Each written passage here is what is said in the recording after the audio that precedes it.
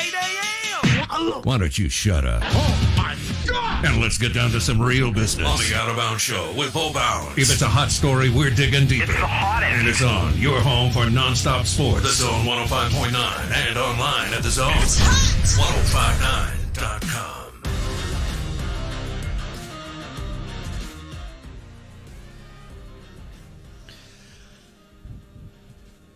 All right, good morning. Welcome in. Out of Bounds, 105.9 The Zone, brought to you by the Fried Shrimp and New York Strip, along with Four Roses Small Batch Bourbon. Kessler Prime and the Renaissance. Visit KesslerPrime.com to make a reservation. Welcome in, welcome in. Good morning. Good morning. It's National Bobblehead Day. Yeah, it's National Bobblehead Day. Unbelievable. It's really unbelievable that we don't have a bobblehead that I know of. Blake I may be wrong. We've got a lot of stuff in studio, but I don't think we have one. I think we had one at one point. I don't know if we put it up or what happened. I don't remember a bobblehead, but we did just get this sweet new Lane Kiffin bobblehead, so that's exciting. Okay, cool. So that was just a transaction that had to happen. All right. Farm Bureau Insurance call-in line 601-995-1059. Twitter handle at BowBounds. Presented by RPT and Rick's Pro Truck. Spray and bed liners, lift kits. RPT. RicksProTruck.com. RPT. Spray and bed liners, lift kits. All at Rick's Pro Truck. New retail location. Gluckstadt, Madison County. Man, that area is booming. Yes. I feel like I'm referencing Gluckstadt, Madison County all the time. You know? Ace Bolt and Screw, powered by DeWalt Tools. Rick's Pro Truck. It's just one after another. So that's a good thing. Growth is good. Mississippi Ag, John Deere Tractor text line is 601-885-3776, and their new location is right there. It's in Canton, but it's just there on the Gluck. How about the Glucks? Mississippi Ag is in the suburbs. It's a suburb of Gluckstadt, right there in South Canton. Mississippi Ag, two locations, Canton and Pearl, agup.com. Welcome in, welcome in. We'll have Steve Palazzolo at 8:30, profootballfocus.com on the Saints and Drew Brees, and then Dave Bartu on the coaching carousel. It is silly season. It is full speed ahead, and coaches are running around trying to complete their staffs together, complete their staffs. And now that there's so much money in the game, guys don't stay in one place for 6, 8, 10, 12 years like they did when I was growing up, because when I was growing up, there wasn't any money in the game. Mississippi State and Ole Miss assistants didn't make any money, in 1981 or 85 or 87 or whatnot. So now with the cable boom, TV money, y'all know what's happening. And the Dogs and the Rebs, along with other Power 5 schools, have a lot of cash. And then wealthy boosters can do what they want with their money. And they decide to buy out coaches and pay for new ones to come in. We'll see. You know what? It'll be interesting to see what happens at Mississippi State in basketball in April. Howland's a good coach. He's got a good backcourt. It's not a sport that is, it is the third sport. He's done a good job. He really has. Mississippi, we talk about this, all the time. Ole Miss football has thought they're something that they're not since 1971. Mississippi State basketball has kind of thought that they're something that they're not since, I guess, maybe 1996. But, man, what a rebuild that was. And we're not necessarily just it's not like football and baseball as far as the talent in the Sun Belt on the basketball side. But I don't know. I guess I need to have an opinion on it, don't I? I'd lean towards keeping him unless I just had someone. If I'm John Cohen, I got somebody in the back pocket that I know is a phenomenal coach and recruiter. We'll see. Bama hadn't been able to get it right. Auburn struggled to get it right for years. Well, here's one real quick before I talk Drew Brees. The Arkansas Razorbacks. When I grew up, Nolan Richardson was unbelievable. Just unbelievable. I mean, he could be, you could argue he's the most underrated college basketball coach the last 40 years. Yeah. He recruited to Fayetteville, Arkansas, and he coached the heck out of his kids, and they won big, and they won a natty. And, of course, Arkansas thought, well, we're a blue blood. Well, no, you're not. You're not. And you just had a coach who got it, who really coached defense. And their defense was their offense, kind of like UNLV. I mean, we got caught up in what they were doing on the offensive end, but their defense was their offense. I mean, Tark demanded that you D up, which then generated fun offensive possessions. Same thing with Nolan. They haven't been able to get it right. I mean, what did they go through? 6 coaches since Nolan? Indiana's another one, but I don't really feel like going too far down that road. But be interesting to see what happens at Mississippi State in April. Now, if for some reason Molinar and DJ Stewart come back, you got something to work with there, because you would be bringing back a really good roster after getting gutted this past year with guys who left to go pro, but nobody was a first-round pick. All right, Drew Brees. I probably spent a little too much time on basketball there. For that, I apologize. I love hoops, but I understand my audience. Somebody asked, is Drew Brees retiring? He is.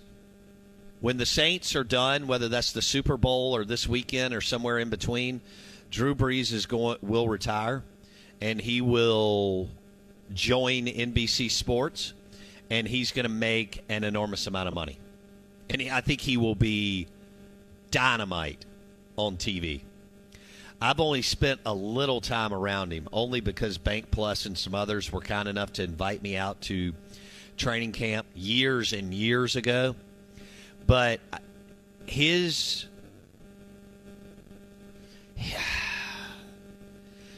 personality, he's just the guy's a winner. Absolute total confidence and belief in what he's doing. But this is it, so I would soak it up. Other than Blake, everybody should be rooting for number 9, the GOAT, with the New Orleans Saints on Sunday at 3:40. Hopefully they beat the Bears. And then Blake's telling me that if the Seahawks beat the Rams, they host Russell Wilson, DK Metcalf, and KJ Wright the next weekend in the Superdome. If they win that one and Green Bay does what we think they'll do, the Saints would play the NFC Championship game at Lambeau? That would be correct. Okay. Lambeau's the number 1 seed, or Green Bay is the number 1 seed. So yes, all roads lead through Lambeau if they win. Just like in the AFC, all roads lead through Arrowhead, as the Chiefs are the number 1 seed, looking to repeat. I don't know if I can really do it justice what Drew Brees has meant to the city of New Orleans and the New Orleans Saints franchise, and the economic development, tourism, and culinary boom that happened post-Katrina once Sean Payton was hired and once they landed Drew Brees. If they don't have Brees post-Katrina, you could argue that the Saints potentially may not still be in New Orleans. That could be a whole other can of worms. Sure. That's true. The late Tom Benson flirted with San Antonio. I think he had business interests there, car dealerships. That was a dicey deal there, but bottom line is New Orleans has been one of the most winningest franchises. I never thought I would say that in the NFL the last 15 years because of Brees and Peyton. The Out of Bounds show is brought to you by the Spray and Bedliners and Lift Kits at RPT and Rick's Pro Truck. Also presented by Whit McGee, the Mortgage Man. MortgageManMS.com. He'll shop the best rates for you. And the show is powered by Mississippi Sports Medicine and Orthopedic Center. MississippiSportsMedicine.com. Steve Palazzolo on Drew Brees at 8:30.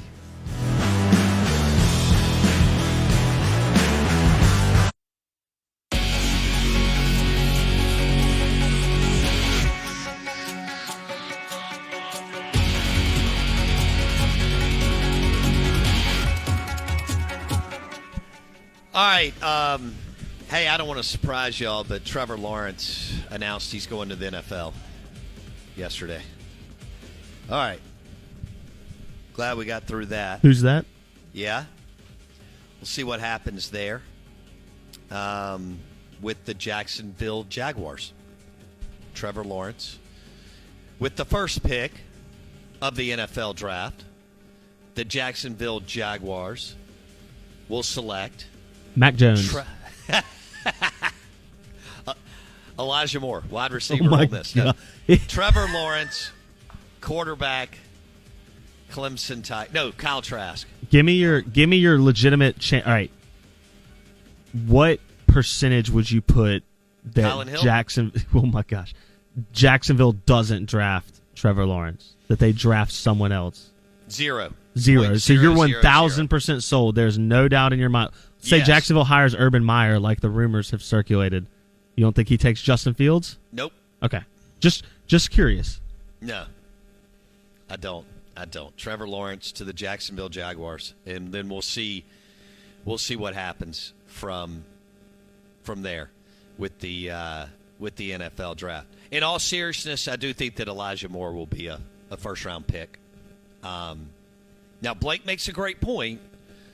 I mean, because this has become the cool position, one of the cool positions. I mean, quarterback is now where all the dads are running out on the field with their 5 and 6 year old, and trying to drive that whole thing through, high school. But wide receiver has become a super cool position, and it's not a position where you just stand out there for years. I mean, we had enough athletes get burned, in the 70s, 80s, 90s, the first 10 to 12, 13 years of the 2000s.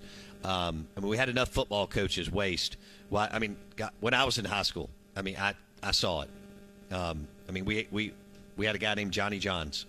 I mean, the dude, he should have been the equivalent of a Heisman guy at that level, and coaches didn't know how to use him. And it's mind-boggling. But anyway, the point is, I mean, nobody could catch him and nobody could tackle him. That's usually pretty good, but he never got the ball. So Elijah Moore. So Blake is, Elijah Moore on many draft boards is considered a top 5 wide receiver. And it's I mean, at this point, it just depends on what you want. Maybe he's 4th, maybe he's 5th, maybe he's whatever. Is he super talented and a freaky hands? And what amazes me is he doesn't have to slow down or stop whatsoever when the ball is thrown to him, or if it's thrown at his shoelaces or behind him or above him and whatnot. But I could see him going somewhere between 20 and 32. That'd be pretty cool. Now, Royce Newman,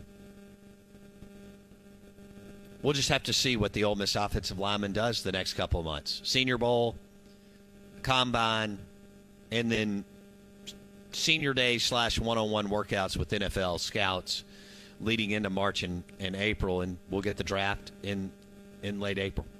Kylan Hill, I think he could be anywhere between the 3rd and 6th round. I know that sounds crazy. Yeah. Somebody's going to fall. Somebody's going to fall in love with his athleticism. Yeah. Yeah. We see it every year. I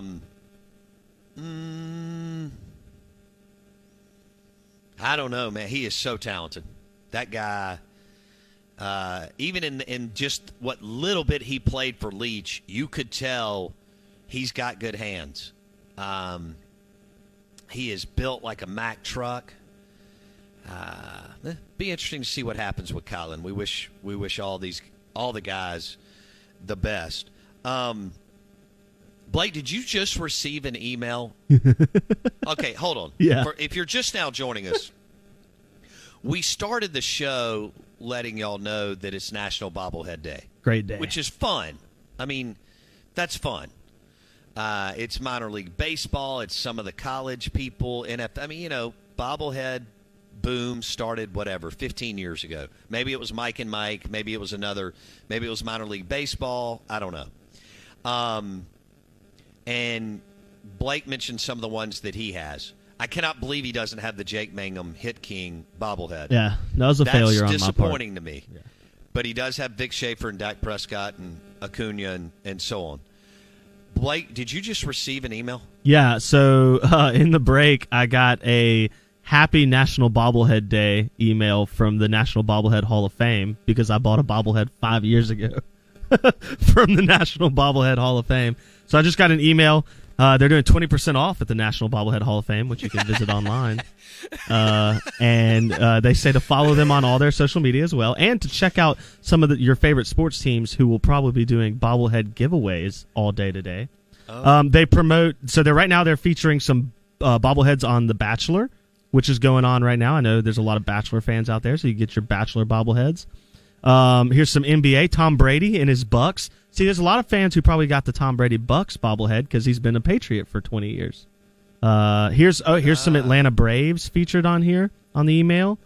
Some of their most popular ones. So they're doing. They have a Yoda, Mandalorian Yoda bobblehead, which is really popular right now. They have a Trump Biden 2020 duo bobblehead. Oh, and God. You can even get a Carol Baskins bobblehead from the Tiger King docuseries earlier in the year. Yeah. So it's incredible, man. I mean, it's one of those sites that, like, if you have some dumb money to spend, you could easily drop a couple $100 on the National Bobblehead Hall of Fame site because there's just some wacky stuff.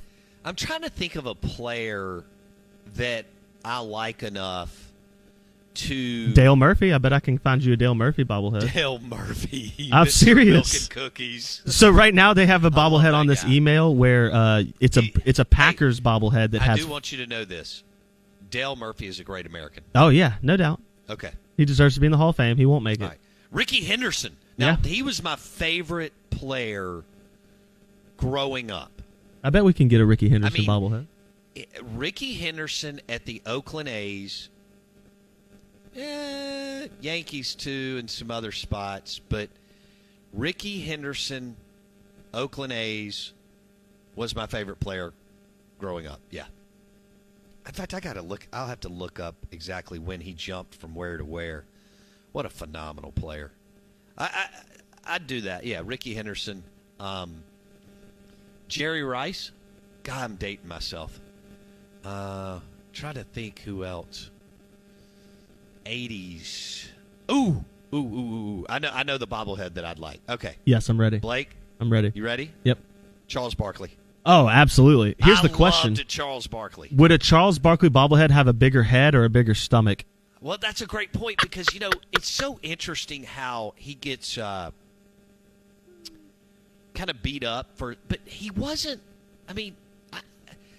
even recently within the last year, I have watched some clips of him when he was with the 76ers and the Suns.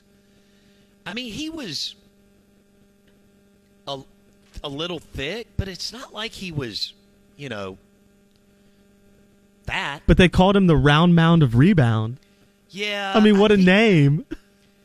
I think what happened, and I may not have this timeline right, I think from Auburn to the 76ers, his first year, he got a little fat and happy. And then Dr. J and Mo Cheeks and Moses Malone and Andrew Toney and those guys kind of sat him down and explained to him what he needed to do. But, man, people weren't thinking about diets and nutrition as much in 84, 80, even professional athletes. No. Have you looked at Kenny the Snake Stabler and Joe Namath? Did Namath look like he was doing sit-ups every day? Didn't Stabler smoke cigarettes at halftime? So did Len Dawson. Yeah, incredible. Jack Nicklaus smoked cigarettes on the course. It was just a different time, people smoked in airplanes. What were we doing? I don't know. Anyway, Steve Palazzolo, ProFootballFocus.com. Coming up next, our Saints discussion is presented by Beta Beer and Parish Brewing Beer. Two delicious beers out of Louisiana. Saints, powered by Beta and Parish Brewing.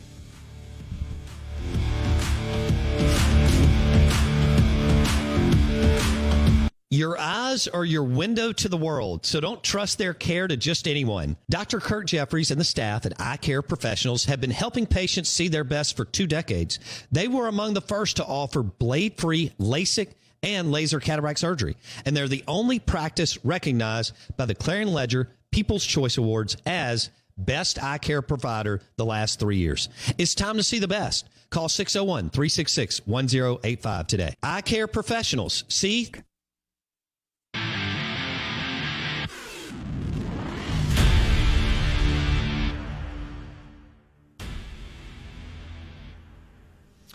All right, good morning. Welcome in. Out of Bounds, 105.9 The Zone. Your SEC Insider Hit this morning is brought to you by Acura of Jackson and the award-winning Acura MDX and Acura RDX, the number one crossover luxury SUVs on the market, number one in resale value, AcuraofJackson.com. Oh, man, what a weekend. What a weekend lined up. Saturday and Sunday, NFL kicks off at 12:05 Central. We get 3 games on Saturday, which is beautiful. 3 games on Sunday. Fire up the grill, get your beverage of choice, and lock in as the NFL playoffs are here. And we've been talking this week about this is the last ride for number 9, the GOAT for the New Orleans Saints, and Drew Brees, and how this could look the next couple of weeks for him. They play the Chicago Bears, 3:40 on Sunday afternoon. And, you know, again, whether they get to the Super Bowl or whether they lose, it's going to be his last game. He'll go on to NBC Sports, and it's a perfect time to welcome in Steve Palazzolo, PFF.com, Pro Football Focus NFL Insider. And Steve joins us on the Abita Andy Gator guest line. So, Steve, as you handicap this game between the Saints hosting the Bears, and it looks like we've got a double-digit line, right around 10 points. Which way – well, first of all, discuss the matchup and which way you would go with that line, Saints-Bears. Yeah, I'm surprised to see it that deep, but I think that's built around the fact that, you know, Mitchell Trubisky at quarterback for the Bears just hasn't been all that good. I know the results have been pretty good other than last week, but they played pretty much 4 of the worst defenses in the league. So I think it's the quarterback position at Chicago kind of holding them back. And then the Saints have showed, I think the narrative for me with the Saints this year is they've showed the ability to win win games in different ways, right? They've had dominant defense at times. They've had the running game dominate at times. They've had the passing game, you know, perform extremely well. And I think they've done it despite, I think it's pretty clear, Drew Brees isn't his old self, not only battling the rib injuries, but even before that, the arm just not looking great. Now, he's still capable of distributing the ball and throwing accurately underneath and all that stuff. He's just got to avoid. He's had just a lot of plays he's thrown into harm's way, a lot of passes that could have been picked and fumbles and things like that, that if he avoids those during the playoff run, I think he'll be okay. But to me, that's the big question mark, you know, for the Saints and for Brees as he tries to go out on top. All right, on a scale of 1 to 10, well, I know he just sat out several weeks, but if you take the year as a whole, on a scale of 1 to 10, 10 being the best, where is Brees playing? Oh, I think he's about a 4, 3 or a 4. You know, if 10's the best, if 10 is the best Drew Brees, maybe he's a 5. You know, he's in the middle of the pack. The thing is, it's really just like a handful of throws per game that are a little bit suspect for Brees. You know, throwing the ball down the seam, throwing late. You know, he did it. He got away with a couple on Christmas against the Vikings. He got away with a couple last week. He got away with some against the Bears in overtime. He should have thrown a pass that, could have been a game-ending pick 6. He's not missing a ton of throws. It's when he misses, they're just bad and they're off. But I think because Brees ages well because of his mind, because he's so quick-minded and knows where to go with the ball and knows how to throw the ball to open space where his receivers are going to be. That's the way he's going to win and succeed. And then much like Peyton Manning during that 2015 run, Peyton just pretty much avoided some of those disastrous plays during the playoff run and they won the Super Bowl. If Brees can do that, which he's certainly capable of, you know, then it keeps the Saints in games and you know, lets the rest of this really loaded roster just do their thing. And I think they probably do have the best all-around team in the NFC. Oh, how about that, Blake? The best all-around team in the NFC is the Saints.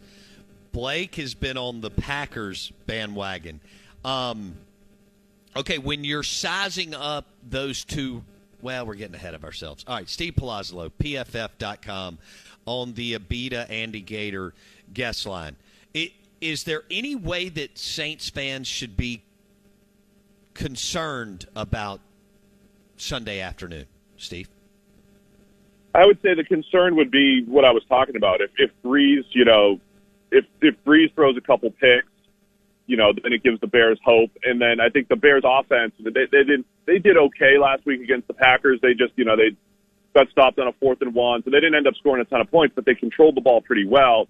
And even though Mitchell Trubisky has not played great, the offense has produced pretty well around him. Allen Robinson's a playmaker. They got a rookie, Darnell Mooney, with really good speed. The tight ends are doing a pretty good job there with the Bears, and David Montgomery's running the ball well. So they're actually starting to figure out how to distribute the ball to their playmakers over there with the Bears. So they're not a pushover. Plus the defense is solid, right? You still have a Khalil Mack and Hakeem Hicks up front. So if they get some pressure on Brees, and so there are elements to the Bears game. But I just mentioned a whole bunch of what ifs. The Bears need a lot of things to go right, and the Saints, I think, need a lot of things to go wrong. And again, I like the way the Saints have played defensively. Their pass rush, sure. The studs they have on the back end. I think the Saints certainly the better team, but the Bears are capable in a one-game setting to pull the upset. Steve Palazzolo, NFL Insider, PFF.com. Pro Football Focus. He joins us on 105.9 The Zone, ESPN. Steve, should Demario Davis have been a Pro Bowler? Yeah, he was right up there. It's been a couple of years. I don't remember actually what we ended up putting. I think we probably had him just missing as well. But there's only a couple. So, but he's been fantastic. He's a guy that went from pretty good, average, to above average linebacker to one of the best in the league over these last couple of years. So, he's one of those really important pieces on that defense. Plays the run well, plays well in coverage, and he's been outstanding with the Saints the last few years. Can you discuss how rare is that a guy has been in the league and he's just kind of average, and then he makes a move to another team, and maybe it's obviously he's with the Jets, okay, so we get that, but culture and coaching matter, and they make this huge jump where he's either a Pro Bowler or a borderline Pro Bowler, Steve?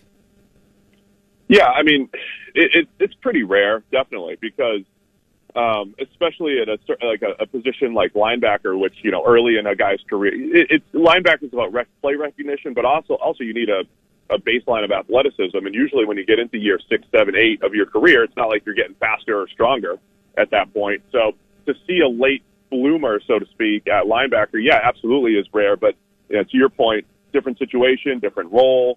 The environment does matter as well. And Davis has been just fantastic in his new situation with the Saints. What's the matchup for the weekend? The biggest matchup for you for the weekend, Saturday, Sunday? This is a good one. There's a couple just straight up like pass game versus coverage. I think to me it's the Seahawks and the Rams. The Seahawks offense going up against that Rams defense. It's part 3, and I know a lot of fans might be bored of seeing these two teams. They haven't scored a ton of points against each other. I cannot wait, because the cat and mouse game between what the Rams do defensively and what the Seahawks want to do offensively. The Seahawks, when they're at their best, when Russ is cooking, he's throwing the ball down the field. They've got deep threats, and that has to be their game. But the Rams are the best team in the NFL at preventing deep passes. It's like 15% completions on 20-plus yard throws against the Rams. Their defense is incredible at preventing big plays. So either Seattle needs to adjust or find a way to scheme it open down the field. And plus you have a DK Metcalf versus Jalen Ramsey, part 3. So there's so much just on that side of the ball in Rams Seahawks. I can't wait to watch that. I think it's going to be great. Who are you picking in that game? I'm kind of leaning Rams. I just, for whatever reason, I'm trusting their defense. I think it depends on Jared Goff, if he's out there and healthy and coming off his thumb surgery. If he's back, I'd pick the Rams. Seattle won their home game, and both teams won at home. So Seattle's favored. I'm not surprised by that, but I'm buying into the Rams defense and what they've been able to do this year. They just have to play a little bit more competent offensively, and that'll come down to Jared Goff and his health. Steve Palazzolo, PFF.com, NFL Insider on the Abita Andy Gator guest line. Tampa Bay at Washington. So this Montez Sweat, Chase Young, and others, could this be a long day for Tampa Bay in Washington? Yeah, I mean, I think so. It's the best defense that they've played since Week 11 when they played the Rams. And so Tampa Bay's been rolling, and Brady's been throwing the ball great, and it seemed like they were getting healthy before Mike Evans hurt his knee and all that. But it came against some bad defenses as well. They beat up on Detroit and Atlanta twice and Minnesota. This will be the best D they've played in a while. I will say, if anybody's equipped to slow down the pass rush with the quick passing game, it's Brady, but that's not always in the nature of the Tampa Bay Bucs and Bruce Arians. So there's going to be, a cat and mouse game there as well, because you have to get the ball. If he gets pressured, it's the only way. That's when the Tampa Bay offense has struggled this year. I know it sounds simple, but yeah, when they've pressured Brady, like the Saints did, like the Rams did, they haven't been great. So I think on that side of the ball, it's going to be a really good game. I don't have a ton of faith in the football team's offense, so I still think the Bucs win, but we might not. I think it's going to be, again, the biggest challenge that Tampa Bay offense has faced in weeks. Are you expecting low scoring in that game? Like Tampa Bay wins 21 to – well, I don't even know if Washington can score 17 points, but I wouldn't be surprised, yeah. Yeah, I mean, if we come out of that game and it's like, man, the defense is pretty good in Washington. They're one of three teams by our that is in the top 5 in both coverage and pass rush defensively. And the other two teams are the Steelers and the Rams. So, yeah, I think the football team could definitely keep it close on that side of the ball. All right, you watch more, video and tape and all that than we do. So can you explain from the last weekend to this weekend what happens as far as the way the games are officiated, what they allowed to do, and the bottom line is not that players don't play hard, but they even find a little bit more juice in another gear. And the fact that the defenses can I feel like we score and score and score in the regular season, and then they allow more physicality with the secondary and DBs. Walk us, or maybe you don't believe that. Tell me what you see going from regular season to playoffs as far as the way the game is officiated and the way the game is played and or coached. Yeah, I think the refs generally let a few more things go. So a team, like the old Legion of Boom, Seattle defense, they were just aggressive. They would get penalized a lot in general because they would play right up to the letter of the law. They'd try to grab a little bit more, because if you knock a guy off his route, it's such a timing – football's such a timing game. You knock him off his route just a little bit, you can't complete the pass. And if you can get away with that contact, it goes from a penalty to incomplete. So they do get away with a little bit more in the playoffs. Belichick's Patriots have done a good job with that. Teams that play a lot of man coverage can get away with a little bit more tugging and grabbing and physicality, I think, in the playoffs. But I also think it seems like we see less scoring because most of the bad defenses aren't playing anymore, right? So the fact that Tampa Bay was beating up on the Falcons and the Lions, and those teams aren't there. It's rare. And those teams would have to have a great offense to make it to the playoffs with the terrible defense. So I think that's a big part of it too. You've got all the best teams, in the NFL playing, and they gave us 2 extra games this year. It's great. No doubt. Steve Palazzolo, exciting weekend. NFL playoffs, as Steve just referenced. 3 games on Saturday, 3 on Sunday, and the Saints play at 3:40. And we have Mississippi kids all over the place, from Mississippi State and Ole Miss in the playoffs, which is super, super exciting. Do you think that coaches get more conservative in the playoffs? Yeah, I don't have any evidence of it. It'd be interesting to look that up, actually. But, yeah, I think there's an element to it, and I think that's wrong because, you're playing to win, and it really doesn't matter how much you lose by. It's about increasing your odds to win, and usually aggressiveness is the way to go there, whether it's going for it on 4th and 1 or whatever it might be. I think the key is playing the underdog role, right? If you're the Bears and you're a 10-point underdog, you have to be more aggressive against the Saints. You need more possessions to score and keep up with the Saints offense. If you're the football team, you have to be aggressive. Ron Rivera, like every 4th and 1, at their own 35 or better. They should probably go for it, and try to steal possessions, keep the ball away from the offense because it's your only chance of winning. So I think especially underdogs need to play that way because, that's how you shorten the game and kind of find your edge. A.J. Brown, Jeffrey Simmons, Titans hosting the Ravens on Sunday. Who do you like and why in that game? I just got a feeling about the Ravens, kind of changing the narrative this year. It's easy to tell. We're in the storytelling business, right? In the when we're in the media, and the story is that Lamar can't win in the playoffs, and the Ravens aren't built to win in the playoffs, and win from behind, and all this stuff. And it's based off 2 years, right? They've lost 2 games in 2 years. I have a feeling the Ravens are going to flip the script a little bit, run the ball really well against Tennessee. Lamar's going to play well, and I just think they're cooking right now the way they're playing. Now, same thing applies to what I said about the Bucs. The Ravens last month has been against all pushovers, really. So they've looked great against bad teams. But I just really like the way the Ravens are playing right now. And I think we might see a lot of points in this one, too, even with all the running because of A.J. Brown and what the Tennessee offense is capable of doing down the field. But I just like the way the Ravens are trending. Okay. All right, so the Buffalo Bills have had Mississippi guys go through there. Kent Hull was the center there for years for Jim Kelly.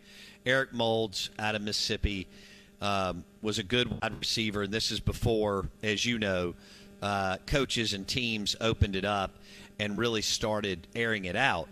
Plus, Andre Reed grabbed a lot of receptions on that team. So, having said that, the Bills are back, so to speak, and they went 13-3, and this is a great story. The line's about 6.5. It's moving, but Steve, would you be surprised if the Bills blew out the Colts? I wouldn't be surprised because I think the Colts are capable of playing a really good game. They're solid all around defensively. They've got players at every level, from DeForest Buckner to Darius Leonard to Xavier Rhodes. Like, they're pretty good defensively. The blowout would occur depending on how Phillip Rivers plays. He's kind of funny based off PFF grades. He has 5 games that we would consider well below average, and then 7 or 8 games that are considered well above average, or 10 games well above average. So there hasn't been much middle ground with Phillip Rivers, and a lot of his bad games have been outdoor games against pretty good defenses, right? So he doesn't have the dome and the controlled environment. So going into Buffalo, it's windy. Still already doesn't have the greatest arm at 38 years old. So if Rivers keeps throwing it to the Bills, I could see a blowout. And especially the way the Bills are playing, they're just so good all around. Josh Allen is feeling it, playing great. They've got all those playmakers. The defense isn't great against the run, but they're good in coverage where it matters. So I think it could easily be a blowout by the Bills, but I'm hoping that the Colts keep it close because they have a good all-around team. It's just going to depend on Phillip Rivers turning the ball over. Let's Steve Palazzolo, PFF.com. Go to their site, Pro Football Focus, PFF.com. Do a great job, NFL and college game. He joins us on the Beta Andy Gator guest line, talking NFL playoffs, 3 games on Saturday and 3 on Sunday. Let's go with the Cleveland Browns and Baker Mayfield. They have to turn around and play the Steelers again. They lost their coach, who has to sit out because of COVID. I think their special teams coach will be the head coach this weekend. What are your expectations for the Cleveland Browns this weekend? Man, the poor Browns finally make it back to the playoffs, and they don't have their coach. And, man, Stefanski's done such a good job there because coming into the season, I thought maybe, they could win 10 games, but it's going to be really tough. They could win 10 or they could win 6, and I wouldn't be surprised. So they got to that high end. They made it to the playoffs. They were fantastic. It's a huge game for Baker Mayfield because his worst games of the year came against the Ravens, really difficult defense, and then the Steelers, difficult defense. But in both cases, and I know he played some backups last week, in both cases, Baker bounced back, looked much better in the rematch. So I want to see, can he keep his composure? Can he play within himself? He's an emotional guy, and you get an emotional guy in his first playoff game. Is he going to play he's gotten those Brett Favre comparisons through the years because of how hard they throw the ball and how they play, all that stuff. It's, Favre used to start the game airmailing his first 3 throws because he was, so jacked up, and then he'd settle in. So that's what I want to see from Mayfield and the Browns. Can he keep his composure, play within structure, take what's there against a really tough Steelers defense? So I think it'll be a great matchup. I wish Kevin Stefanski would be there. I hope it doesn't affect the game too much, but I think it's a huge one for Baker and what, the Browns can expect from him going forward based off how he handles this. All right, we love what PFF does, and Blake is all over the analytics and the passing game, and we've talked to you the last several years, and, you talk about how, look, you need to throw the ball. You need good quarterback play, and you need to load up on skill receivers, slots, tight ends, throw it to guys out of the backfield, all that. So Derrick Henry's an outlier, right? 6'3", 245 plus 250 pounds, whatever. I mean, we know what he did last year with Baltimore and New England. The NFL has great coaches. You mentioned the Ravens. They've been unbelievable. Ozzie Newsome, Biscotti, all these. I mean, they win. Do you not shut him down? What are your expectations for Derrick Henry this weekend, knowing what he's done during the regular season and knowing what he did in 2 playoff games last year, Steve? Yeah, with Henry, he's screwing us over with being an outlier because, well, here's the deal, right? Like Tannehill, they had Marcus Mariota previously, and Derrick Henry was there, and that offense has changed since Ryan Tannehill took over. And yes, Derrick Henry is still a monster, and he is as unique as it gets as far as the power and quickness and speed that he brings at his size. But that offense has changed once Tannehill got there and started throwing the ball accurately down the field, taking advantage of A.J. Brown, turning Corey Davis, who I used to love, but is a solid number 2. They've turned him into an extremely productive receiver. I think the whole system is great. It does run through Henry because of how much they rely on play action. But I really think the key to that team is still Tannehill, making throws. Now, in the playoffs last year, some quirky stuff happened. We're talking turnovers from the Ravens, a 4th and 1 stops against the Ravens. The Patriots, the Titans defense cracks down last year. That was a big part of it. But what Henry has been able to do, and the way I always answer this is the Titans have answers to every defense, right? If you're going to let Derrick Henry run or try to stop the passing game, he's there. And most teams do try to load up against Henry, and then that does open up the downfield opportunity. So he's one of the answers, and he creates after contact. If you're going to be, if you're going to be called one of the best running backs in the league, you have to do something on your own, and that's what Derrick Henry does, creates after contact. So I expect another good game, but if Baltimore loads up the box and tries to stop him, I think they can, and then that does put the pressure on the passing game. Usually stopping the run is all about putting more guys in the box, and if you want to stop a guy, you can, and we'll see if that's where the Ravens decide to go. Bam, Steve Palazzolo, PFF.com. All right, I lied. We'll wrap it up with this. We've got 1 minute. How many hours is Steve Palazzolo putting in this weekend with 6 playoff games, 3 on Saturday, 3 on Sunday? Well, it's Waldo. How many hours are there in a day? 48 hours. I would just go nonstop. I'll be watching all of it. And then, I got to start watching some college guys on the side, on either side of that, and free agency's coming out soon. We have our top free agent list coming out. It never ends. So I love the season. I also love the off-season stuff, too, so preparing for all of it. I love it. Hey, man, thank you so much. Have a great weekend. We'll talk to you next week. Sounds great. Appreciate it, guys. Thanks. He's the man, Steve Palazzolo, NFL Insider, PFF.com. Pro Football Focus, PFF.com. You can follow Steve on Twitter, at PFF_Steve.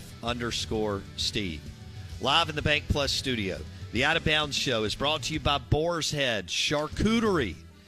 Game day. If it's game day, it's Boar's Head. Their meats, cheeses, hummus, and even bacon. If it's game day, it's Boar's Head.